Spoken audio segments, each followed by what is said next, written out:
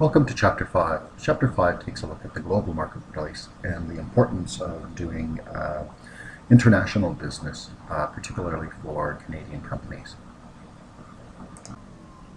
So if we go back to our mosaic, we're really talking about one of the external environments that businesses operate within. And this is the international market. So doing business abroad and at the same time having businesses that are located outside of Canada doing business in Canada, and what that means to Canadian businesses.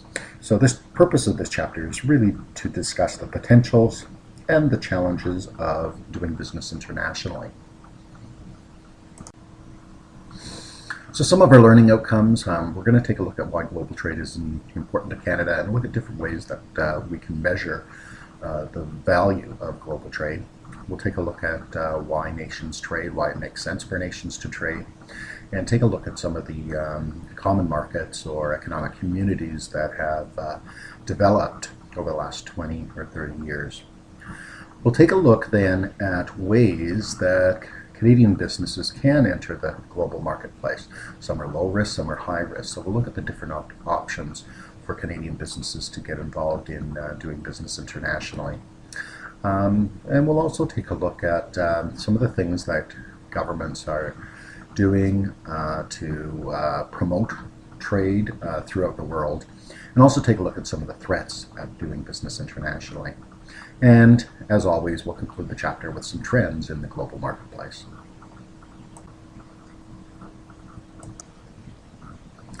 Canada has always relied on international trade, particularly with the United States. Most of our exports go to the United States, and exports are when Canadian business sells goods and services to another country. As well, our largest importing partner is the United States, and importing is when we buy goods and services from another company. However, more today than ever before, it's important that all businesses have a global vision. Really, the geographic boundaries have come down, and it's very easy for businesses to do businesses in the other countries. Having that global vision, and having global vision really means companies must have the ability to recognize and react to those international business opportunities, but at the same time being aware of the threats of foreign businesses doing business in Canada. Also means having some really strong distribution networks that are able to distribute goods to foreign countries and at the same time move raw materials from halfway across the world to Canadian businesses as well. So having a global vision is no longer an option, but is an imperative for many businesses to succeed in today's markets.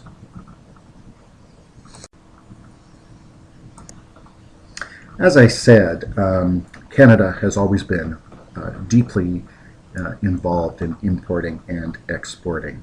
And that really has led to Canada having one of the highest standards of living because trade enhances the quality of life in Canada. We take a look at the global markets. It's easy to see why it's important for Canadian businesses to do business internationally. Canada has about 34.5 million people, which is relatively small compared to the almost 7 billion customers that exist in 195 countries across the world. And in fact, 60% of the world's population lives in Asian markets. In North America, combined, is only about 5% of the world's population. Some of the other bigger markets are China and India, where about a third of the world's population lives. So it's easy to see how easy it is to expand your market by doing business internationally. In addition, international business creates a lot of jobs in Canada. It's estimated that about 20% of all Canadian jobs are directly related to international trade. By exporting and, of course, importing goods into Canada, it allows a lot more consumer choice for Canadians. So by importing goods from other countries, we have a lot wider range and choice of products. And as well, competition from global competitors have created innovation in products and allowed Canadians access to a lot more product suite, and at the same time, because of the increased competition, kept prices low. So it's really easy to see why it's important for Canadian businesses to do business internationally. The global market is truly dynamic. It's changing all the time. And progressive companies continuously scan the business environment to ensure that they do take advantage of those global opportunities, and at the same time minimizing the impact of the threats from global competition. Multinational companies or corporations that move resources, goods, and services and skills across national boundaries without any regard for where the head office is located.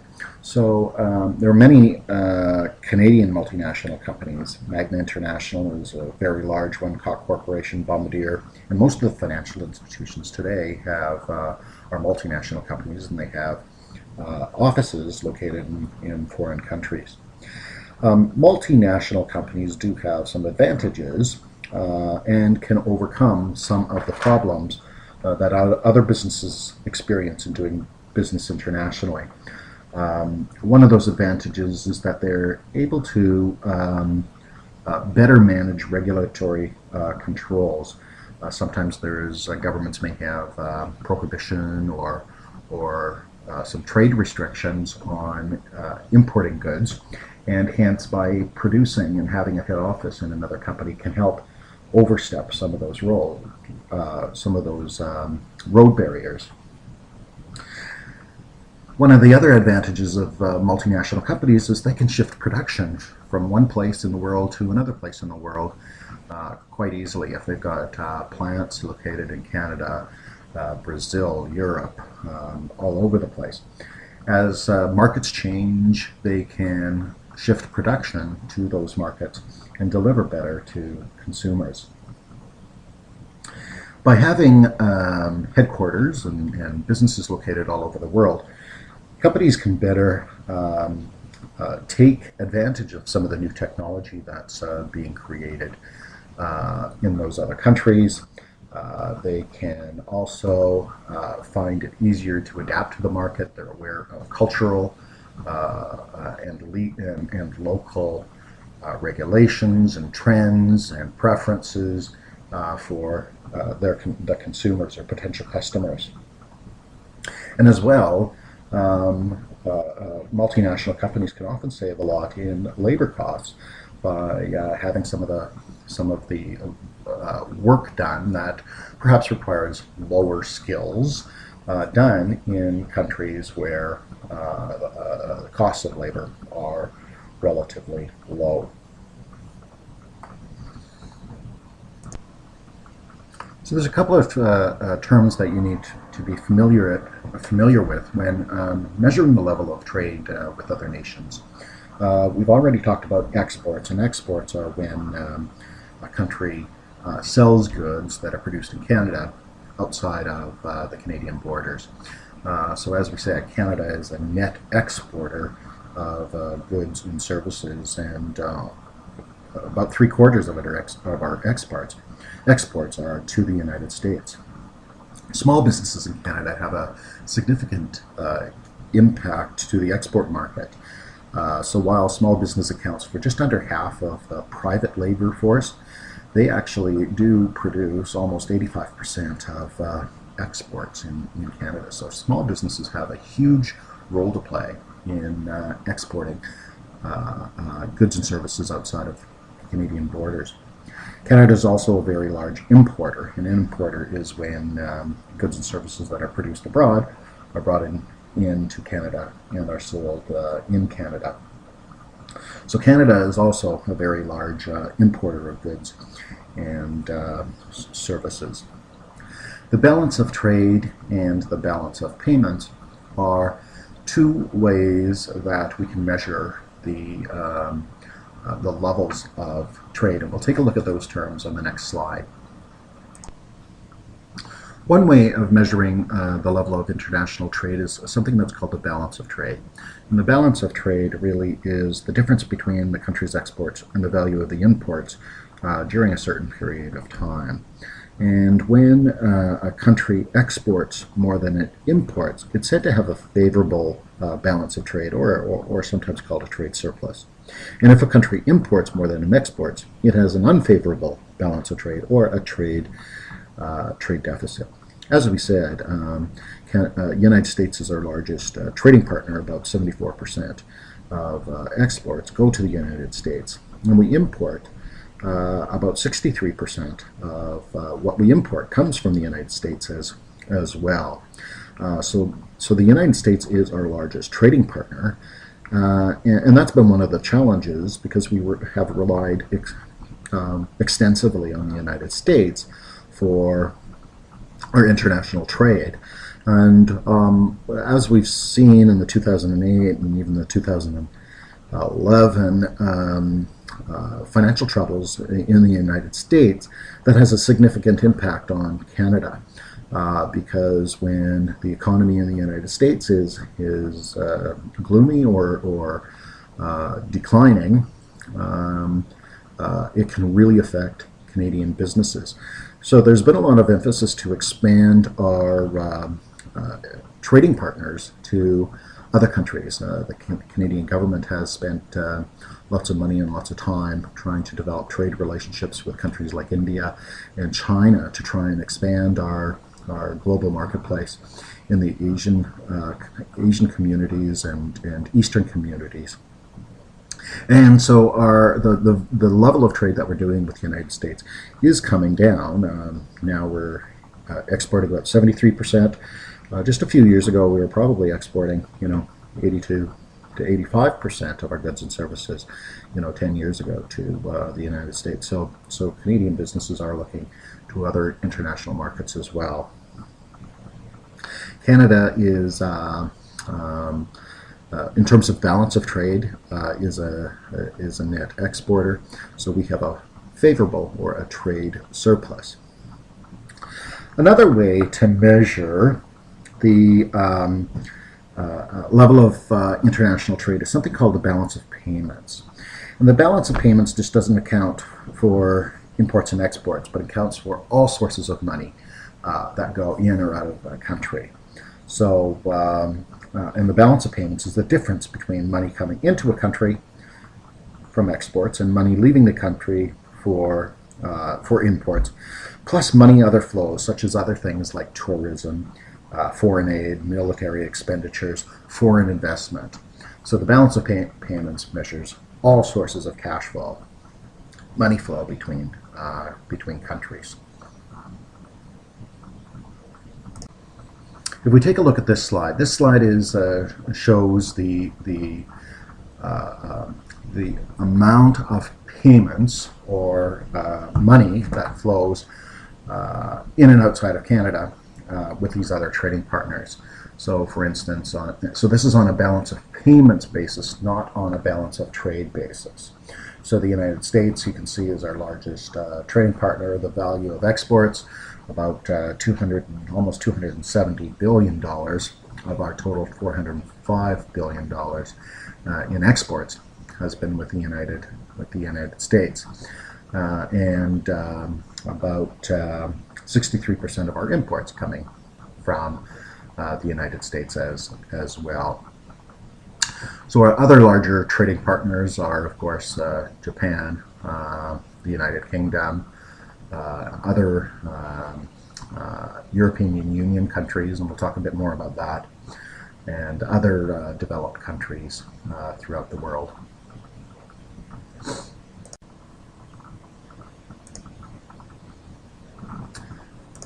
So as we see, Canada ranks worldwide, about 11th in imports and exports, and again, our largest trading partner is the United States. Canada traditionally has been a large exporter of natural resources, things like energy, forestry, softwood lumber, agricultural products, fishing products. Those are the largest exporters or exports that Canada produces. And similarly, our largest imports are pretty much the same thing. While we export one form of energy, we might import another form of energy as well. And same thing with agricultural products and even fishing products. So it's interesting to take a look at what our exports and imports are. They're often very much the same, just different types of products. So Russia, China, India, Brazil are becoming more important as target market for exports, as I mentioned earlier. These countries have been expanding. They're growing rapidly, and they have a large population base that provides lots of opportunity for Canadian businesses. So hence some of the trade delegations going to those countries to try and promote international trade.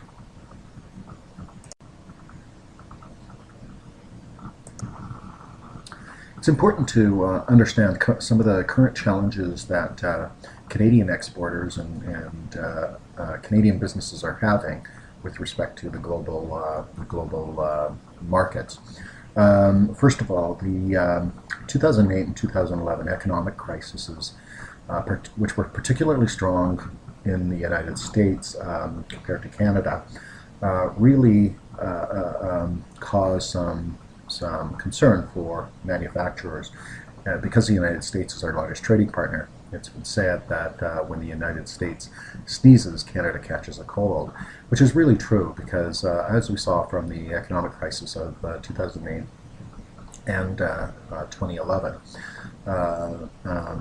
the level of money and exports was truly affected by the sluggish U.S. economy. And in fact, Canada historically has had a favorable balance of trade measured on a balance of payments basis. And in 2009, that started to turn around so that the more money we had a trade deficit measured in balance of payments for the first time in many years. And that was really largely part of the economic crisis in the United States. So not only did it decrease demand for Canadian goods and services because our exporters weren't exporting as much, but also that then had some impact on the unemployment rate in Canada because if businesses were not exporting, they were of course laying off people. So it's important to understand how the economic crisis of throughout the world, not just the United States, we've seen that in some of our European trading partners as well, can have impacts on Canadian businesses. The second thing that's affecting Canadian manufacturers and Canadian exporters today is the fluctuating value of currencies. So when we talk about the exchange rate is the price of one country's currency in terms of another country's currency. And if a country's currency appreciates or gains in value or increases in value compared to another country's currencies, less of that country's currency is needed to buy another country's currency or goods and services, for that matter. If the Canadian dollar depreciates, more money is needed to buy another country's currency. And the appreciation and depreciation, or the exchange rate, can really affect the prices of a country's goods and services. What we've seen lately is that the Canadian dollar has appreciated in value compared to the United States dollar. So maybe 10 years ago, the value of the dollar was in the high 60s or low 70s cents. So what that meant is that Americans could buy Canadian imported goods, so goods exported out of Canada, cheaper than they could buy some American goods. goods. So that was very good for manufacturers because exports were very strong because of the difference in the exchange rate between the Canadian and US dollar. Over the last several years, we've seen an appreciation in the value of the Canadian currency. So Americans had to pay more money to buy Canadian-produced goods and services, and that made it very difficult for Canadian manufacturers to do business in the United States, to export goods and services to the United States, because it drove up the price. By doing nothing else, except the change in the currency rate or the exchange rate caused goods and services in Canada, or produced in Canada, to become more expensive for Americans to buy. And so that has been a huge learning for Canadian manufacturers, to have that external force affect their business. The exchange rate in Canada works on a system called a floating exchange rate. So the demand and supply that we learned about in Chapter 2 of the Canadian currency drives the price up or down. With some of the economic crises happening in Europe and happening in the United States, the Canadian dollar has appreciated in value. So that means international investors have been wanting to invest more money in Canada, whereas before they might have invested in some other countries, the United States, for instance. And so that's driven up the demand for the Canadian dollar, and as we learned in Chapter 2, when demand increases, it drives up the price. So the value of the Canadian dollar compared to other currencies has appreciated and gone up. So this floating exchange rate can have effect on Canadian manufacturers and all Canadian businesses that are exporting goods and services outside of Canada.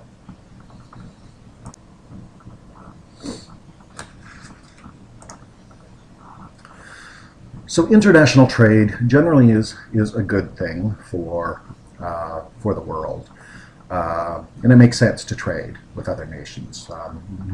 No one country can produce all the products that people want and need. For instance, if Canada wants to drink coffee in the morning, or Canadians want to drink coffee in the morning, they're going to have to import coffee because we can't produce it here in Canada. So by trading internationally, we can increase the standard of living and quality of life in Canada. Nations who can't produce what they want, they will need to trade with countries who can. Some countries have an abundance of natural resources, but lack the technological know-how to either retrieve them or develop them or turn them into a good business opportunity. For instance, countries like Russia have an abundance of natural resources, but perhaps lack some of the know-how or the entrepreneurship to develop those. So it makes sense for countries that have those natural resources to export them and buy completed goods and services. Other countries have technology, but they don't have the natural resources. For instance, like Japan. Japan has the technology and the know-how, but do not have the same level of natural resources as, say, Canada, the United States, or some of the Russian countries, or as Russia does. So it makes sense for them to import those natural resources and produce products and export those products.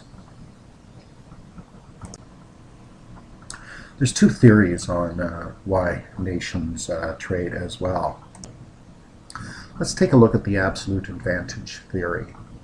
A country is said to have an absolute advantage when it can produce and sell a product at a lower cost than any other country can in the world, or when it's the only country that can provide that product.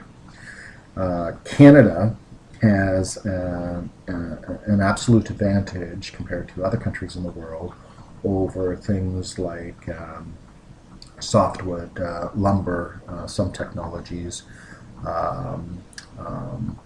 and can produce that good or service at a lower cost than any other country. So the absolute advantage theory says that countries that can produce it at lower cost should produce those products and buy from other countries or import other goods and services that it can't produce as efficiently. By doing that, we can increase the overall wealth in the world, and it makes sense then that the standard of living across the world would increase, and we would use our resources the most efficient way possible.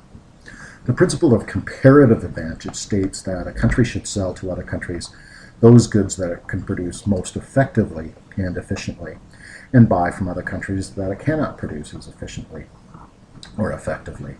So Japan, for instance, has a comparative advantage with respect to cars and electronics. And Canada might have a comparative advantage with respect to things like forestry products again, aluminum, other metals, perhaps even hydroelectric power. So if countries produce those goods and services that they have a comparative advantage in, and trade for all the rest, again, overall world resources are used more efficiently, and worldwide wealth is maximized.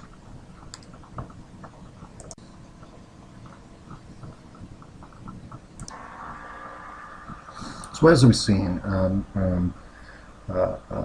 doing business internationally can have some huge advantages for Canadian businesses. We've talked about the sales growth, their expanded markets, increased world economic well-being. It creates a better choice for consumers, and prices kept in check with increased competition. Other advantages of global trade are, that it inspires innovation for new products, keeps firms challenged, and really makes them have to be more efficient with the use of their resources. And this the flow of capital between countries gives access to money that's outside of Canada and helps keep interest rates low and can increase the economic growth in the country.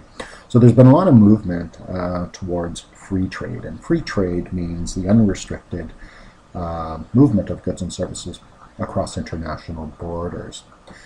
There are some businesses, though, who fear this concept of free trade and doing business internationally. One of the fears is a loss of jobs with a shift of work to foreign countries where labor rates are lower. Sometimes workers fear reduced salaries and wages if employers threaten to move their operations to lower cost markets where they can produce goods and services more cheaply. There has been a loss of, or a fear of loss of service and white-collar jobs if operations are moving overseas as well. And the fear that employers may threaten to export jobs if there are labor disputes in Canada. So there are some challenges or fear of having a free trade corridor between the United States and other parts of the world as well. So we've talked about these benefits of globalization, which are some of the reasons that countries should trade internationally.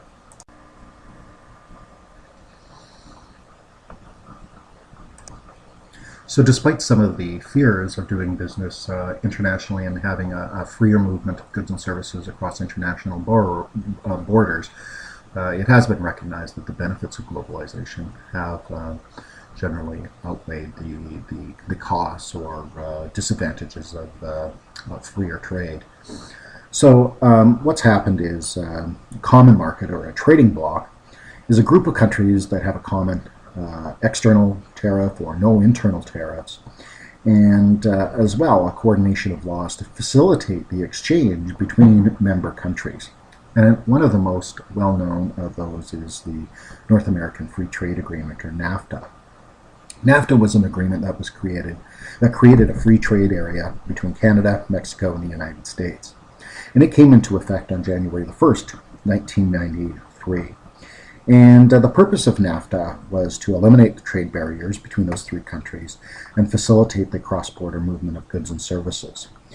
It was also one of the goals was to promote conditions of fair competition in this free trade agreement and allow for increased investment opportunities between Canada, the United States, and Mexico.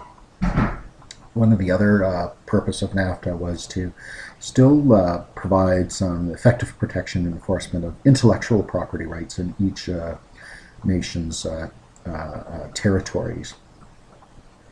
And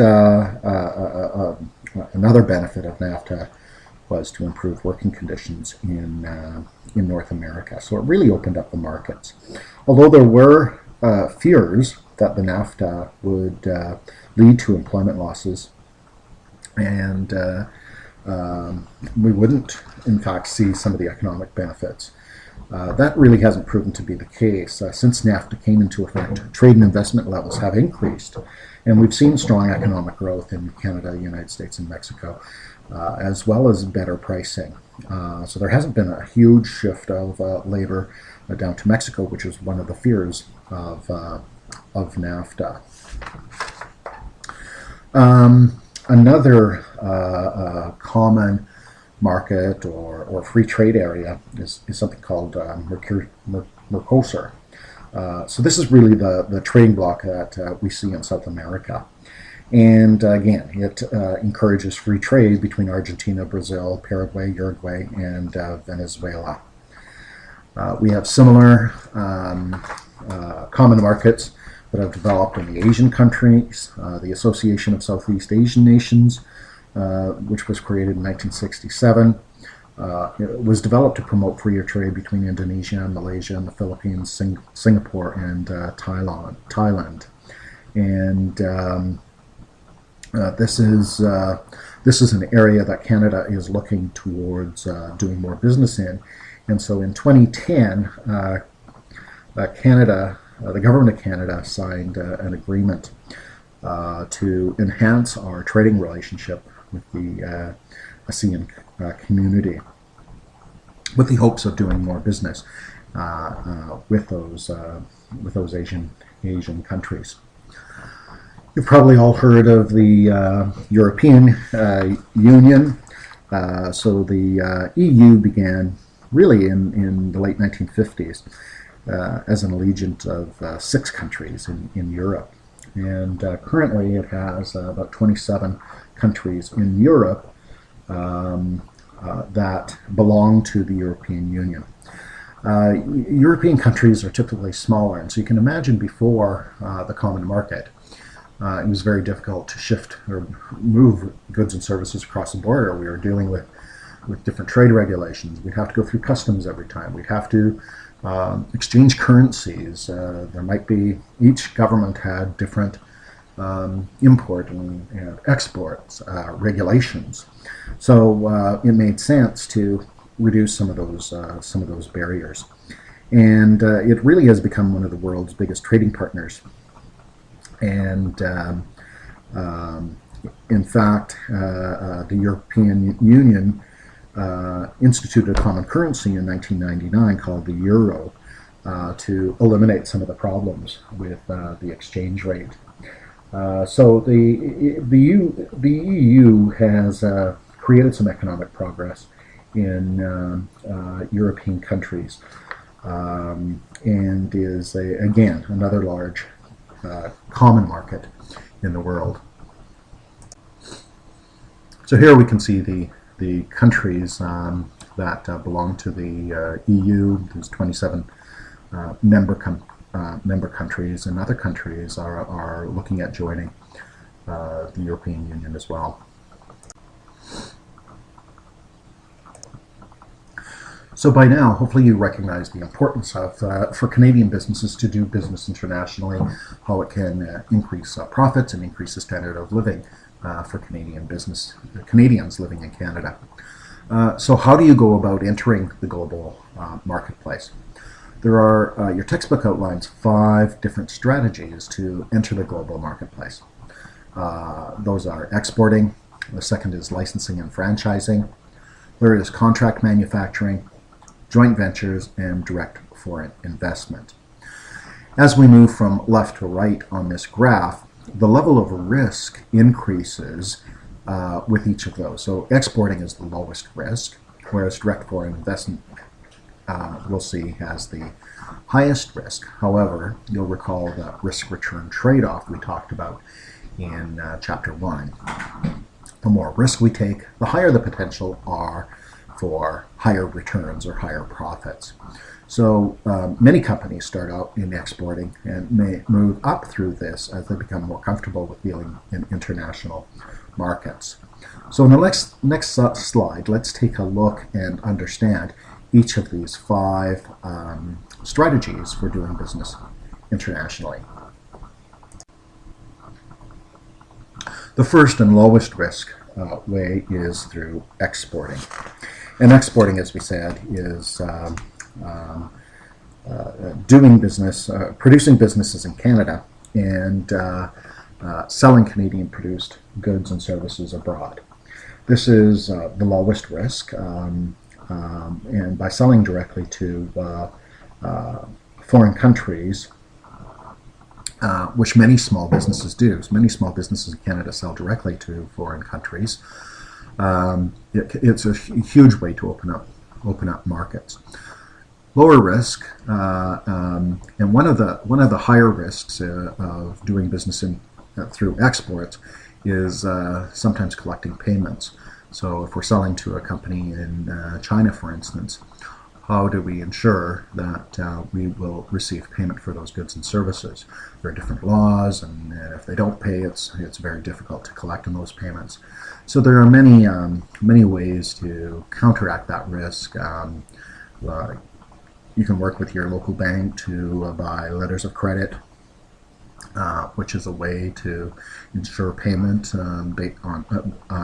after shipment of goods to a foreign country.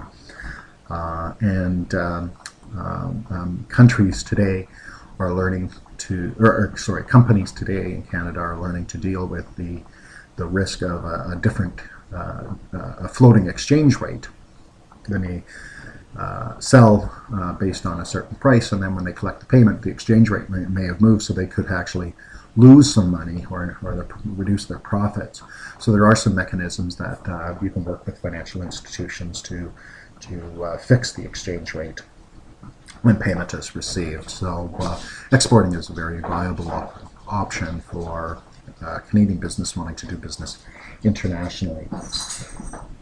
Licensing and franchising is another way, and licensing really is a legal process where the licensor or the Canadian company agrees to let another company use their manufacturing processes or trademarks or patents to produce goods and services.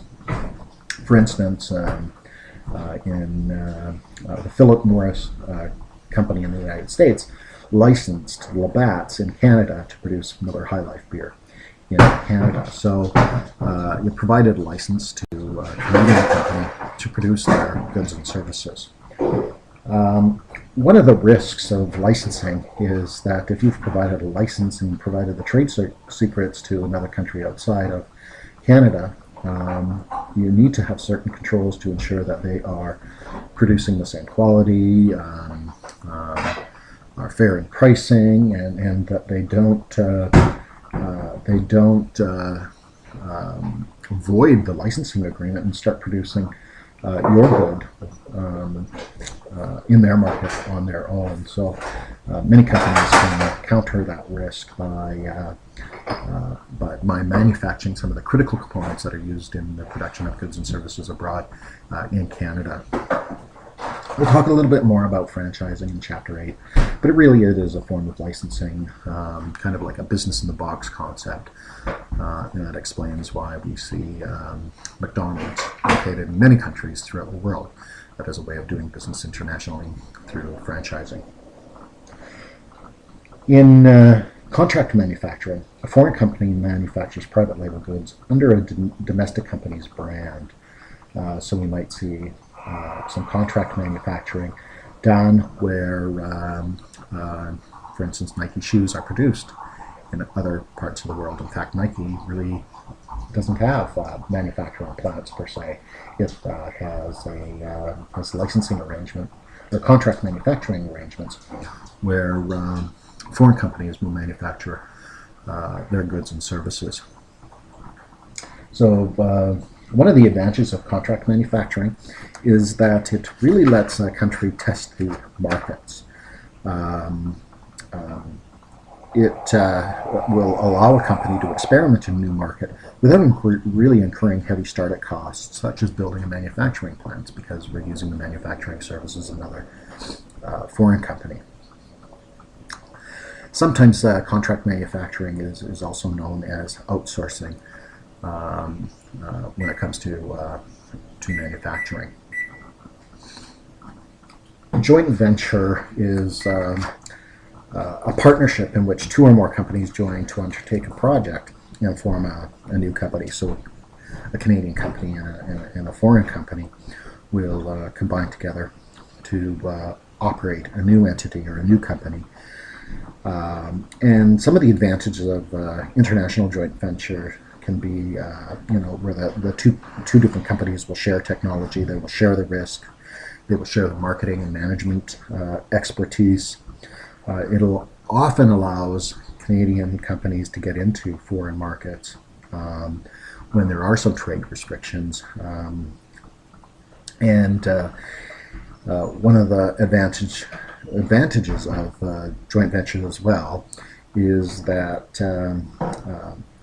a Canadian company can gain knowledge of the local markets, the local customs, government connections, access to local skilled laborers and supplies, and awareness of domestic laws, regulations, and market shifts and trends. So it can be a good way to enter into another market.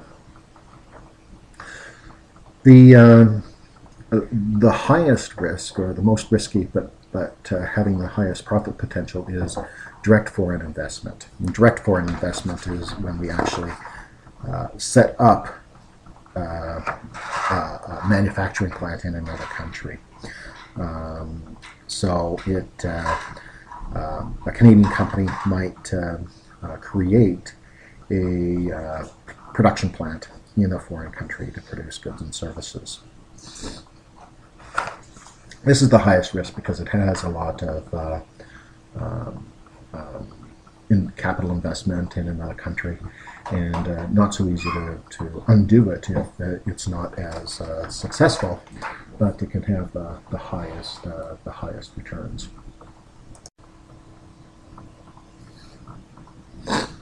Counter trade is a form of international trade when part or all of the payment of goods and services is done in the form of other products. So money perhaps is in exchange, but they trade goods and services for other goods and services.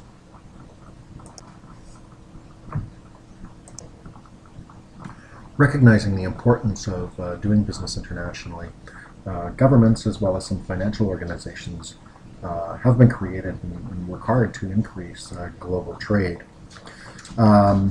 One of the things that most countries and most developed countries have instituted are anti-dumping laws. And dumping is the practice of selling products in a foreign country at a lower price than it's charged in the producing countries. So countries will sometimes use this tactic to reduce surplus products or to gain a foothold in a new market. Dumping benefits the foreign firms as they intentionally charge lower prices in a foreign country to generate more sales. And it also benefits purchasers in the domestic country because they can buy products at a lower price. And the problem is that domestic producers of competitive goods and services do not benefit. And dumping often leads to lower prices, which can damage the domestic industry by leading to less revenues and potential job losses. We saw this probably in the 1970s or so with the television market in the United States. A lot of color television products or television sets were produced in the United States. And what happened is there was Japanese companies were producing similar color televisions, and they dumped the surplus supply that they had into the United States market. So U.S. citizens could purchase a Japanese-produced television set much cheaper than they could buy a television set that was produced in the United States. And effectively what happened is it destroyed the industry for the production of television sets in the United States. So today, most television sets are actually produced in some of the Asian countries, and that crippled the television set production manufacturing industry in the United States. So it took a while for the government to recognize what was happening, and it led to some anti-dumping laws to prohibit that in the United States.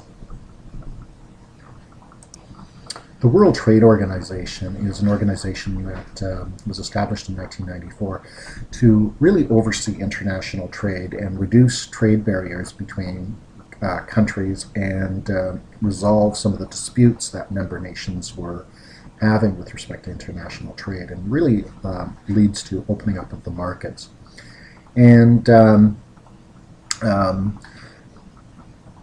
the reduction of some of the trade barriers, and we'll talk a little bit more about trade barriers in a minute, it greatly influences world trade. A recent example of the World Trade Organization becoming involved in resolving disputes was in the Canada-US software lumber disputes that were happening, well, probably about 5 years ago now.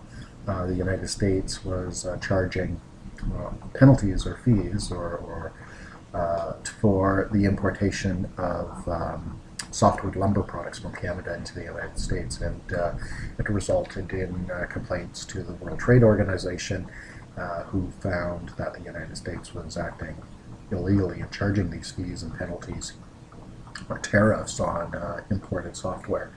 And the World Trade Organization required the United States to pay back millions of dollars of those fees and penalties that were collected to Canadian businesses.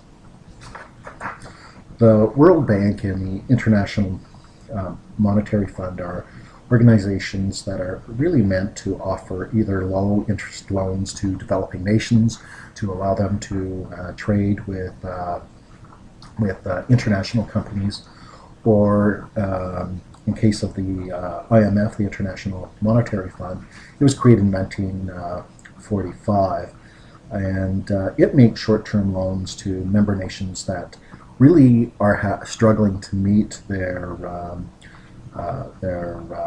payments to foreign countries. So it'll give emergency loans to countries to allow them to pay their foreign companies' bills per se, and in fact ensure that markets remain open between international companies. To be successful in foreign market, Canadian companies must really understand the foreign environment in which they plan to operate. Things like politics, cultural differences, the economic environment can often represent pitfalls in the global marketplace. As well, there are some obstacles to international trade, and we'll talk about things like natural trade barriers and tariff barriers and non-tariff barriers that will all restrict the level of international trade. Governments can use many tools to restrict trade, and the political structure of a country can influence Canadian company success when dealing with a foreign business. For example, intense nationalism can cause some difficulties. Nationalism really is a sense of national pride, and countries such as Iran have a very strong sense of nationalism, so they in fact discourage foreign investment in Iran and look upon it negatively.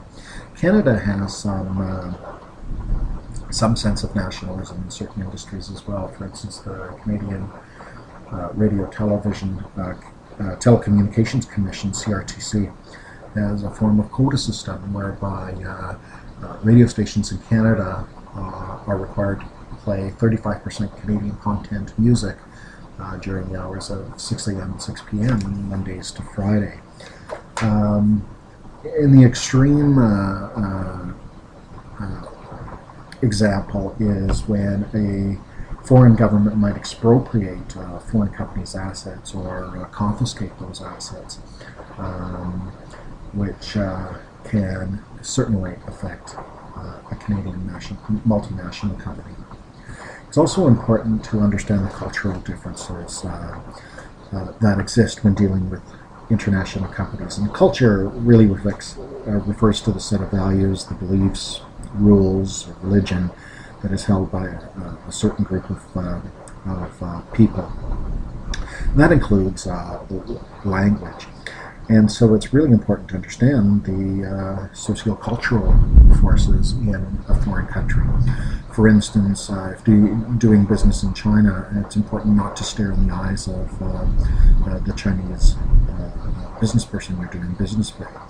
And in China, it's really important to get to know each other before doing business, and they spend a lot of time on social interactions before actually doing any business. It's really important in China to be punctual and go through negotiations slowly. Don't use the hard sell approach or high-pressured sales tactics. Dress conservatively. It is a more formal environment, so don't use first names, for instance. When presenting a business card, it's suggested to present the business card with both hands and with the printing facing towards the person that you are presenting it to. Often it's important to use gold ink, which is a color of success in China, on your business cards. Many companies have, well-known companies, in fact, have done not so great of a job in understanding the cultural differences or the language differences in dealing in international companies. For instance, in 1988, GE, General Electric Company, formed a new telecommunications company and what that was a company that was doing business in Europe. And it was called GPT. And in France, GPT is pronounced GPT, which means I farted. So it didn't have the desired effect. Gerber, which is a famous baby food maker in Canada, doesn't exist in France as well, because Gerber is the French word for vomiting, so it didn't do so well over there. When Ford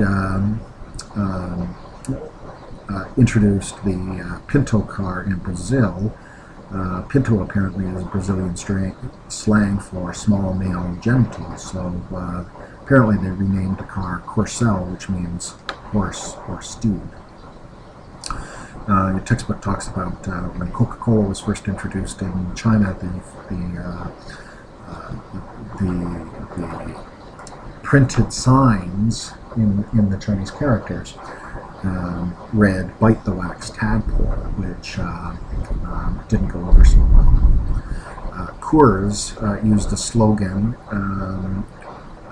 when dealing with some of the Spanish-speaking countries. And they used the slogan "Turn it loose," which was read as "Suffer from diarrhea." So that didn't go over well. So those are some examples of how important it is to understand the cultural environment that you're dealing with. It's also important to understand the economic environment. Are you dealing with a command economy? Are you dealing with a country that is going through a recession? understanding the country's banking system or financial institution system. How strong is it? How stable is it? And along with that goes to understand the infrastructure in a foreign country. So understanding the economic situation or a lack of understanding of the economic situation can affect Canadian businesses as well.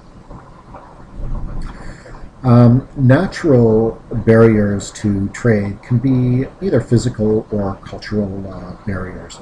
For instance, distance is one natural barrier to trade. Sometimes it's not practicable to trade in a good or services just because of the distance that's involved. For instance, selling or shipping coal from Canada's north to Australia may not make sense because of the costs involved in doing that.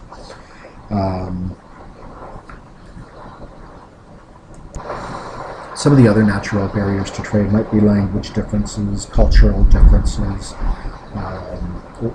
differences in laws and regulations that might restrict the amount of trade.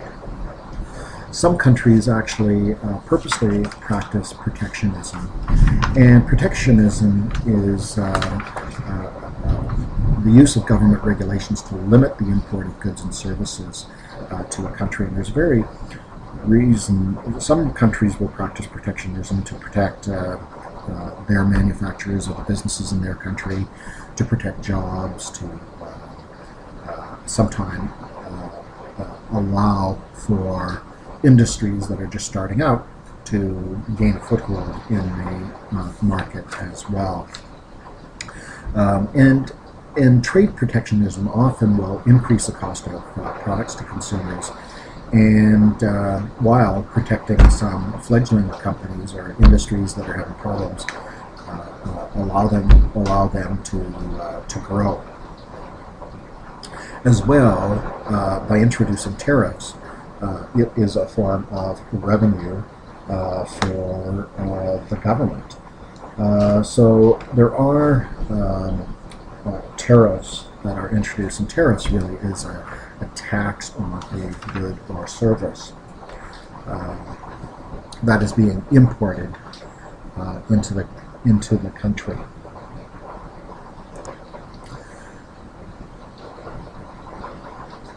There are also a number of non-tariff barriers to trade that governments can use to restrict international trade. One of those is import quotas. This is a limit on the amount of goods or services that can be imported into a country, and the goal is to set a limit on a given product, perhaps to protect an industry within the country. For instance, the United States had at one time import quotas on the amount of textile products that could be imported into the United States. Another non-tariff barrier to trade is an embargo.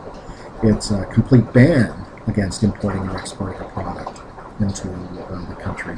Canada has embargoes on certain exotic animals and goods produced with exotic animal skins are not allowed to be brought into Canada. Canada doesn't allow the export of any military goods to countries that threaten our security.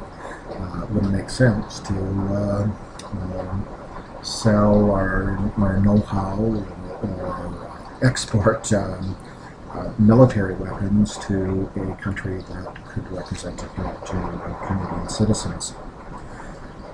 Sometimes there are customs regulations which forces any goods being imported into a country to conform to certain standards. For instance, goods imported into Canada from the United States must be measured or labeled in liters as opposed to gallons or quarts, as they are in the United States. So the bottles have to be in liter size rather than quart size. Often, as well, if goods or services are being imported to Canada, they have to meet labeling considerations and being labeled in French and English and meeting the requirements. that the government of Canada has on labeling goods and services. So important to understand any of those type of customs regulations. Some countries have exchange controls, which requires a country to exchange currency in a central bank, for instance. And that, in that way, the foreign government can control the amount of goods and services that are coming into the country as well. So there's a number of ways that governments can restrict the level of international trade. But as a general rule, we're seeing a breakdown of some of those tariff and non-tariff barriers to international trade, particularly in the free trade corridors that we talked about earlier.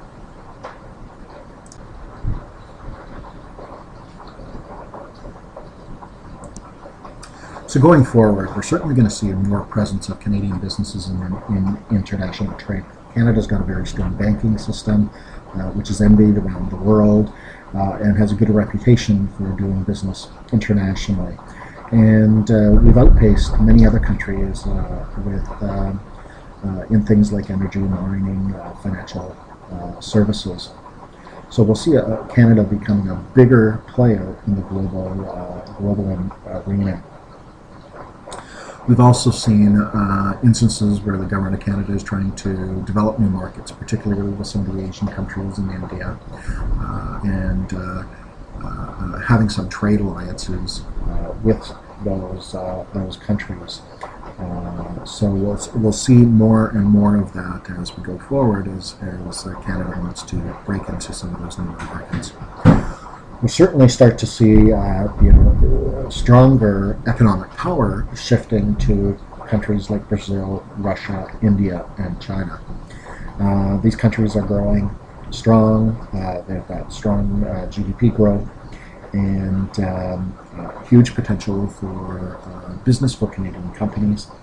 And in fact, it's predicted that China is going to be the biggest economy in the world, in between 2030 and 2050. So important to understand that and to take advantage of those opportunities.